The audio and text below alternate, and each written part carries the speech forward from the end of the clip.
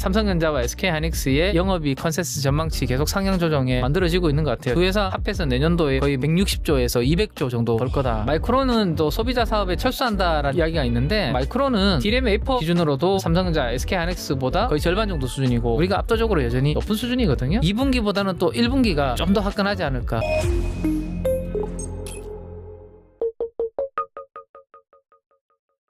주식, 암호화폐, ETF까지 원픽 리포트. 민자기 팀장님 모셨습니다. 안녕하세요. 네, 안녕하세요. 네, 팀장님 모시고 여러분들이 궁금해하시는 국내 주식 이슈 한번 살펴볼 텐데 먼저 시장 상황 짚고 넘어가면 코스피가 외국인 매도에도 불구하고 기간 순매수로 다시 4,000선을 회복을 했습니다. 다만 환율은 여전히 높고 촬영하는 당일에도 지금 1,484원을 넘겼어요. 그래서 이러다가 뭐 IMF 보는 거 아니냐 이런 우려도 있고 있는 상황인데 아무튼 간에 이런 엇갈린 흐름 속에서 이번 연말 연초 증시 어떻게 보시나요? 네, 일단은 뭐 금리 인하에 대한 기대감이 계속 좀 있어야 될 것 같습니다. 그게 없으면 시장은 좀 변동성이 커질 수 있을 것 같거든요. 일단 12월 23일 날 한국 시간 기준으로 이제 새벽에 연준의 이제 이 스티브 마이런 이사도 이런 이야기를 하고 있는데 추가 금리 인하 없으면 네, 경기 침체 위험이다라고 이렇게 경고를 하고 있는데 그만큼 이제 금리 인하에 대해서 계속 조금 이렇게 힘을 실어주는 그런 분위기를 좀 보여주고 있거든요. 지금 우리 점도표도 보시면 2025년도보다 2026년도가 여기에 이제 내려가 있는 상황입니다. 금리 인하 기대감이. 근데 시장은 그거보다 더 밑에 빨간 점 여기까지 지금 내려가 있는데요.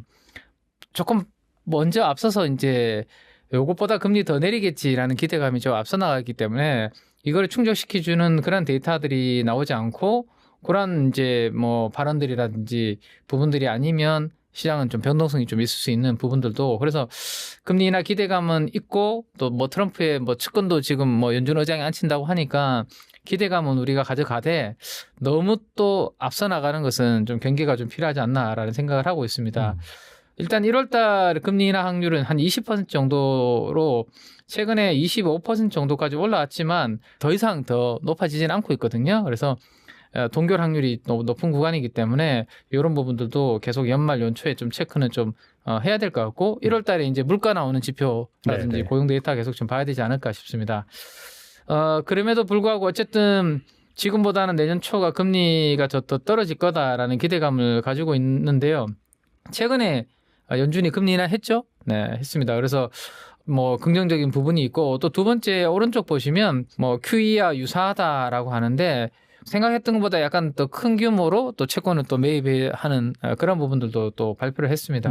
그래서 결국에는 시장의 유동성이 좀 증가하는 그런 방향으로 지금 좀 가고 있다라고 보시면 될 것 같은데 돈이 이렇게 금리 떨어지고 유동성이 늘어나고 또 국채 매입 재개도 하고 그다음에 스탠딩 레포 한도 폐지 요거는 이제 국채를 맡기고 담보를 맡기고 돈을 이제 조달하는 부분인데 그 한도를 폐지하는 정도까지의 강한 그런 부분들을 지금 해주고 있다라는 거죠. 그러면 이제 달러가 조금 더 지금보다는 많이 풀릴 가능성이 높고 달러 가치는 지금 달러 인덱스 기준으로 한 98 정도 초반 정도에 있잖아요. 예. 근데 최근에 보시면 원자재라든지 금이라든지 이런 가격들은 계속 상승하는 그런 그림들을 보여주고 있기 때문에 주식도 대표적인 자산 가격을 대변하는 부분이기 때문에 이러한 구도하에 주식시장 자체의 전망은 뭐 나쁘지 않을 것 같다라고 말씀 좀 드릴 수 있을 것 같아요. 너무 크게 그랬나요? 이 수도꼭지에서 달러 나오는 거를? 크기는 좋죠 뭐. 네. 유동성 많이 풀리는 거니까. 네, 지금 이런 상황이다. 지금 수도꼭지 콸콸 지금 돈이 풀리는 이 상황이다라는 것을 참고로 좀 봐두시면 좋을 것 같고, 미국은 그런 상황이고요. 우리나라도 유동성이 이제 풀리는 환경인지를 보면 M2라는 거 가지고 많은 분들이 이제 체크를 하시죠. 맞아요. 시중의 유동성, 돌아다니는 유동성. 네. 최근에 보시면 그래프가 이렇게 우상향하는 그런 그림으로 돈들이 아무래도 정부에서도 좀 확대 재정 등을 하려고 하다 보니까 돈을 많이 좀 뿌리지 않습니까?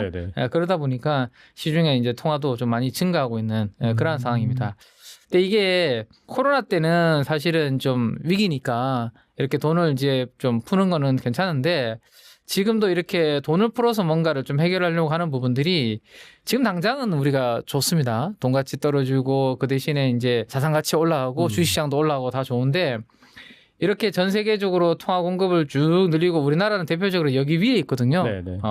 상대적으로 돈을 지금 많이 푸는 국가로 들어가 있는데 원자재 가격 상승 그다음에 분명히 연준에서는 뭐 금리가 조금 더 내려갈 것이다라고 보고 있지만 요즘 시장 금리는 잘 안 떨어집니다. 10년물 금리도 그렇고 오히려 올라가고 있고. 네, 올라가고 있죠. 이게 좀 이상한 거죠. 그래서 안 믿겠다라는 거죠. 네. 그러니까 지금 돈을 이렇게 정도 풀면 쉽게 금리 못 올릴 것이라고 누군가는 지금 생각을 하고 있는 이 부분들이 나중에 이제 영향을 좀 줄 수도 있다. 그게 아마 제 생각에는 내년도 한 하반기 정도 이슈가 되지 않을까라는 생각인데 자, 당분간은 어쨌든 뭐 좀 이 유동성 장세를 즐기면 될 것 같고요. 다만 이러한 상황이 올 수 있다라는 정도만 오늘 뭐 내년도를 앞둔 마지막 올해 방송이니까 과거에 21년도 말에 이런 케이스가 있었습니다. 오른쪽이 위에가 이게 코스피 지수거든요. 네. 코로나 이후에 잘 가는 증시가 21년도, 22년도 이렇게 하락하는 21년도 연말부터 이렇게 쭉 빠지는 그런 그림이 나왔는데 그때 다들 이제 코로나로 인해서 금리를 땅 떨어뜨렸지 않습니까? 네. 근데 생각보다 시장에서는 이제 금리를 안 올 것이다라고 생각했는데 지금 그림에서 보시는 것처럼 한국 기준금리도 그렇고 미국의 기준금리도 올라가 버렸습니다. 올라가면서 시장이 이렇게 무너지는 상황이 나왔거든요. 그래서 내년도 하반기 정도에서 금리는 못 올리지 안 올릴 거야. 금리 내려야지라고 했는데 더 이상 금리를 내릴 룸이 더 이상 없고 오히려 올라갈 수 있는 쪽으로 카드가 만지작 거릴 경우에는 우리가 기업들의 실적은 그대로 유지된다고 하더라도 우리 금리가 내려가는 유동성 환경에서는 멀티플 PER을 뭐 예를 들어서 한 20배, 30배 줬다면 금리가 올라가는 환경에서는 그렇게 멀티플을 또 공격적으로 주지 못하고 멀티플이 깎이잖아요. 그래서 네. 오히려 20배에서 15배, 10배로 이렇게 깎이게 되면 시장에서는 냉정한 이제 평가가 있을 수 있다라는 거죠. 그래서 좀 내년도 하반기에는 어쨌든 좀 고밸류 주식들, 고포 주식들은 좀 조심해야 되는 그런 부분들이 있다 정도만 요거는 기억해 두시는 게 좋을 것 같아요. 왜냐하면 돈을 이렇게 많이 풀면 어쨌든 물가가 좀 올라갈 가능성이 높겠죠. 지금 당장은 아니지만 그래서 물가 올라가면 생각보다 금리 올린다라는 이야기가 또 나올 수도 있기 때문에 그때는 시장에 충격이 있을 수 있다 정도만 참고하시면 될 것 같고 지금은 뭐 12월 22일 종가 기준으로 제가 뭐 PER 뽑아보니까 10배밖에 안 해요. 이건 우리나라 거의 평균 정도밖에 안 되거든요. 그러네요. 역사적인 네네. 평균이죠. 네. 최근에는 뭐 9.8배까지 떨어지기도 했는데 최근에 반등을 좀 주면서 10배 정도까지 지금 회복을 한 상황이고 PBR도 지금 1.2배 정도 수준입니다. 그러면 뭐 우리나라 지금 삼성전자, SK하이닉스가 내년도 돈 많이 번다라고 하는데 자산 가치 기준으로 1.2배고 PER 10배 정도 수준이면 밸류에이션이 그렇게 뭐 부담스럽지는 않은 구간이기 때문에 연말 연초에 이런 분위기는 조금 즐기시는 거는 유동성 장세에 즐기시는 게 괜찮을 것 같고요. 다만 내년도 하반기에는 조금 전에 말씀드렸던 그런 이슈들이 올 수도 있다 정도로만 참고하시고 산타랠리와 까치랠리라고 이야기를 하는데요. 네, 연초에 그런 흐름들이 좀 왔으면 하는 바람입니다. 네. 상반기까지는 그래도 해볼 만하다 그렇게 생각하면 되겠네요. 그렇죠. 왜냐하면 상반기에는 우리나라 또 선거가 또 있거든요. 저는 좀 시장을 약간 심플하게 보는 것 중에 하나가 선거가 있으면 선거 전에 우리 주식 투자자들 하시는 분들이 많으신데 주가를 쉽게 좀 떨어뜨리기는 다른 방향으로 가게 만들기는 쉽지 않다. 그러면 최대한 뭔가 부양하려고 하는 그런 움직임들이 있을 가능성이 높고 대신에 이제 선거가 끝나고 나면 그 동력은 약간 상실될 가능성이 높기 때문에 하반기에는 이제 대신에 미국에 이제 중간 선거가 있죠. 거기에서 이제 트럼프가 어떤 또 시장에 친화적인 정책을 내놓을지 모르겠지만 어쨌든 상반기에 그런 기대감이 좀 더 집중이 될 가능성이 높기 때문에 상반기까지는 한번 트레이딩을 해볼 자신 있게 해볼 만하지 않나. 그리고 2분기보다는 또 1분기가 좀 더 화끈하지 않을까. 뭐 그렇게 생각을 하고 있습니다. 삼성전자의 HBM4가 이 메모리 빅3 중 유일하게 엔비디아의 최종 퀄 테스트에 진입했다는 기사가 나왔고요. 근데 이제 범용 디램 쇼티지가 상당히 좀 지속이 되면서 이익률이 한 70%를 돌파할 가능성까지 제기가 됐습니다. 이 때문에 지금 뭐 삼성전자나 마이크론이나 굳이 HBM을 만들어야 되나 그런 생각을 하고 있다고 해요. 그럼에도 삼성전자는 한 10만 원에 갇혀 있다가 최근에 이제 11만 원 다시 돌파했죠. 아무튼간에 언제쯤 의미 있는 이 상승세를 보일 수 있을까요? 뭐 12월 22일부터 23일 최근에 삼성전자, SK하이닉스가 반등을 좀 주고 있는 것 같은데요. 아무래도 마이크론 실적 발표 이후에 분위기가 그래도 살짝 이제 살아나는 그런 흐름인 것 같은데요. 이 자료에서 나타내주고 있는 내용을 한번 보시면 조금 웃기기도 한데요. 엔스로픽 CEO께서 뭐 이런 이야기들 짤이 이제 돌아다니더라고요. AI 인프라 투자의 가장 큰 딜레마. 투자 안 하면 죽고 해도 힘들고 그러면 결국에는 우리 예전에 뭐 골드러시 시대 때 그 뭐 청바지 팔고 뭐 이런 쪽이 곡괭이 팔고 네, 곡괭이 팔고 돈 많이 벌었다면서요.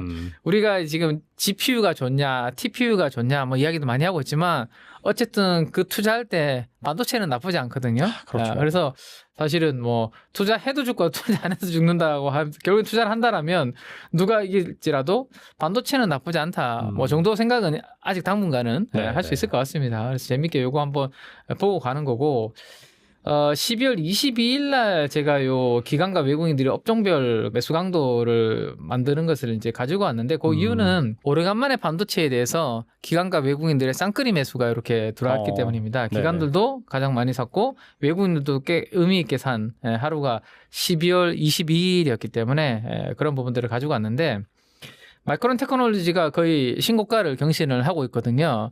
근데 요거 최근 한 일주일 동안의 마이크론과 우리나라 삼성전자, SK하이닉스의 주가 차이를 그려보면 이건 12월 22일 종가 기준입니다. 네. 갭이 한 12% 정도 벌어져 있는 부분을 알 수 있습니다.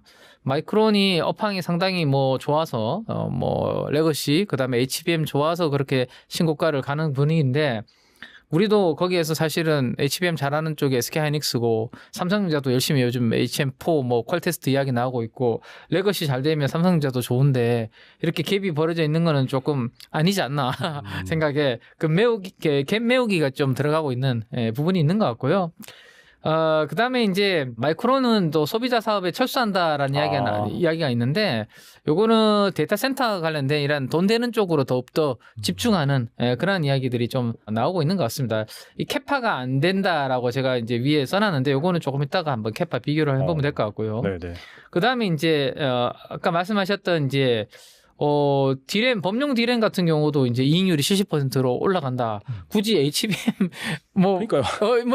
이렇게 되는 거죠. 근데 가만히 좀 생각을 해보면, 그러면 이제 범용 쪽으로 또 집중을 하게 되면, HBM은 또, 공급이 줄어드는 거잖아요. 그러면 HBM 가격도 수요 대비해서 공급이 줄어들면 또 HBM 가격도 안 빠질 거거든요. 그렇겠네요. 그래서 일적으로도 괜찮고 지금 양쪽 다 제가 봤을 때는 나쁘지 않은 그런 상황이 우리 메모리 업체들 아닌가라는 생각이 좀 듭니다. 그리고 요 HBM 역량으로 인해서 시작된 DRAM 슈퍼 사이클은 2028년도까지 지속될 것이다라는 전망도 있는데 사실 이거는 뭐 6년, 7년, 8년 아직 남았기 때문에 그걸 뭐 지금 당장은 알 수 없지만 적어도 내년도는 충분히 뭔가 업사이클이 나오는 그런 분위기다라는 것은 느낄 수 있을 것 같습니다.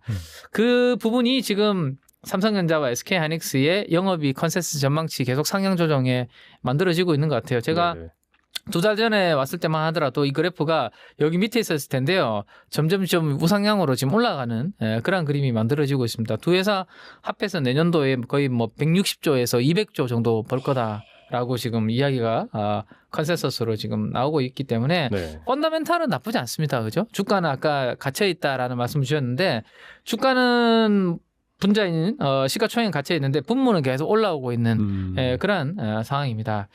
요거는 조금 복잡해 보이는데 삼성전자의 26년도 영업이익인데요.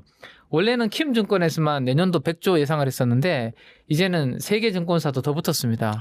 내년도 삼성전자 100조 이상 벌 거라고 보는 증권사들이 CT에서 낸 이후에 우리나라 국내에서도 지금 4개 증권사로 증가를 하고 있습니다. 그리고 4분기 삼성전자 영업이익도 거의 16조까지 지금 올라오고 있는 가장 세게 보는 쪽은 거의 20조 가깝게 4분기 실적 전망치를 올리고 있네요. 요거는 이제 SK하이닉스입니다. SK하이닉스는 가장 세게 보시는 분이 91조, 93조 정도 이렇게 보고 계시는 분들이 있습니다. 그래서 삼성전자보다는 살짝 뭐 낮지만 SK하이닉스도 확실히 좋아지는 그런 그림입니다. 요게 이제 아까 제가 캐파 말씀드린 부분인데 노란색 영역이 HBM 캐파 쪽이고요. 위에 있는 쪽이 우리 범용 디램 쪽이라고 그냥 네, 보시면 될 것 같아요. 네.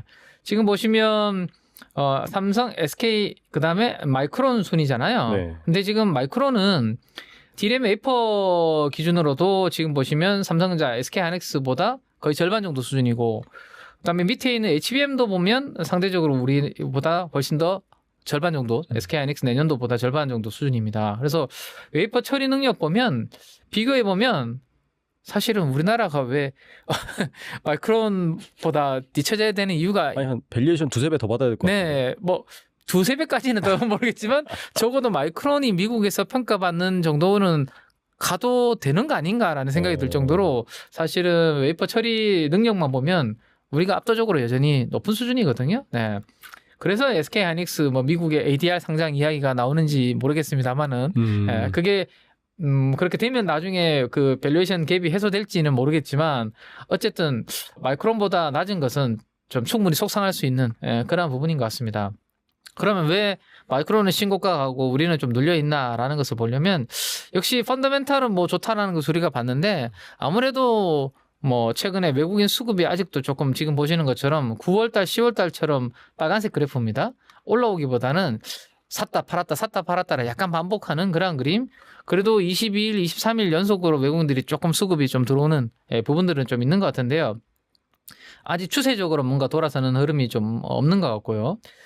자, 삼성전자 PBR 밴드는 지금 뭐 거의 밴드 상단까지 지금 좀 올라와 있는 그런 그림인데 요거 뭐 한번 과감하게 무조건 이렇게 된다는 건 아닌데 네네.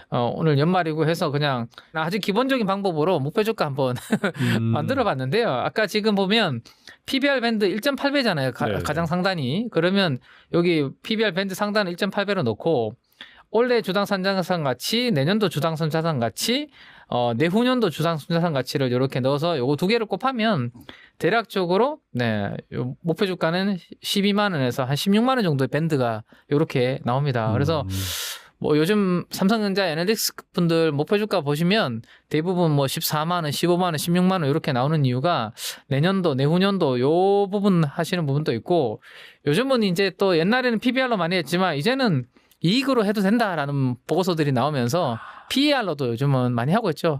옛날처럼 이제 경기 민감주 아니다. 반도체는 주문 받으면 오히려 주문 받으면 그 다음에 증설을 한다. 중국형 반도체로 그렇죠. 바뀌었다. 네, 안정적으로 간다. 뭐 이런 부분들 때문에 PER로도 많이 하시는데 저는 그냥 과거 방식대로 한번 해봤습니다. 네. 그래서 12월 23일 날 촬영일 당일 날 삼성전자의 시가가 11만 한 2천 원 정도 되는데요. 요것과 이제 목표 주가랑 한번 해보면 업사이드가 그래도 많으면 한 40%, 20% 정도 업사이드는 아직 좀 남아있는 그런 부분이다. 그래서 제 생각에는 메모리 사이클은 아직까지 좋은 환경이고 그 외국인들만 조금 돌아주면 충분히 뭐 업사이드는 더 나올 수 있는 부분은 좀 있는 것 같다라고 말씀드릴 수 있을 것 같고 삼성전자 말씀드린 김에 SK 하이닉스도 한번 만들어 봤거든요. 네. 지금 많이 팔았다가 지금 더 이상 이제 외국인들은 빨간색인데요. 더 이상 안 팔고 있는 그런 상황입니다. 그래서 하이닉스 주가도 박스권에 약간 갇혀 있는 그런 모습인데 아직은 하이닉스는 밴드가 위에가 밸류에이션이 더 높네요. 3.6배. 네. 3.6배입니다. 0.8배에서 3.6배 사이 이렇게 움직인다라고 돼 있는데 3.6배로 이렇게 해서 23일 날 시가를 가지고 이렇게 업사이드를 계산해 보니까 50%? 네. 내년도에 주당 순자산에다가 3.6배 하면 89만 원 정도 나옵니다. 그럼 지금 거의 한 60만 원 언더잖아요. 그러면 한 50% 업사이드가 아직 남아있는 그런 그림이 되거든요. 저렇게 되면 사실 마이크론하고 이제 밸류에이션이 거의 비슷해지거든요. 마이크론이 거의 3배 이상 받으니까요. 네네. 미국에서. 그래서 한번 화끈하게 한번 달려주기를 기대해보고 이렇게 되려면요.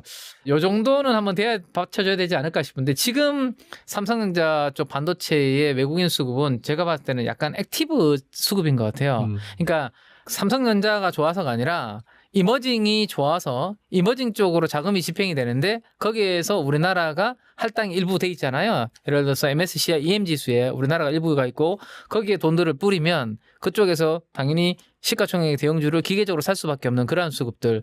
이게 패시브적인 부분이죠. 근데 패시브는 지금 보시는 것처럼 최근 계속 유출입니다. 이쪽은. 돈들이 잘 이머징 펀드 쪽으로는 돈이 안 들어오고 있는 그러한 환경이거든요. 그러면 아무래도 최근에 샀다 팔았다 하는 쪽은 아마도 액티브 쪽 자금 아닌가라는 생각입니다.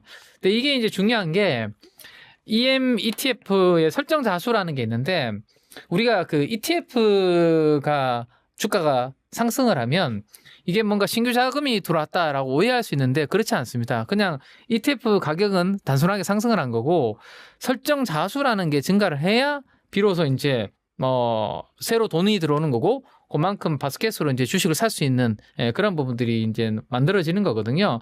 신규 자금 들어와서 새로운 주식 바구니를 더 샀다 이렇게 되는 건데 결국에 신흥국 쪽에 ETF 설정 자수가 증가하고 그쪽으로 자금이 이제 좀 뿌려지면 패시브적인 자금들을 한번 들어오기 시작하면 추세적으로 좀 들어오는 경향이 있기 때문에 삼성전자 아까 SK하이닉스의 뭐 목표 주가 괴리를 봤지만 저렇게 가는 데 있어서 좀 역할은 이런 자금들이 신흥국 쪽에 리스크 온 같은 자금들이 좀 들어오면 훨씬 더 좀 도움이 되지 않을까. 그래서 내년도에는 이런 자금들이 좀 추세적으로 들어오면서 마이크론과의 갭을 좀 축소하기를 좀 기대를 하고 있습니다. 근데 이게 리스크가 이제 환율이잖아요. 그런 네. 것들 안 들어오는 게 이런 네. 건 좀 안정될까요? 어떻게 보세요?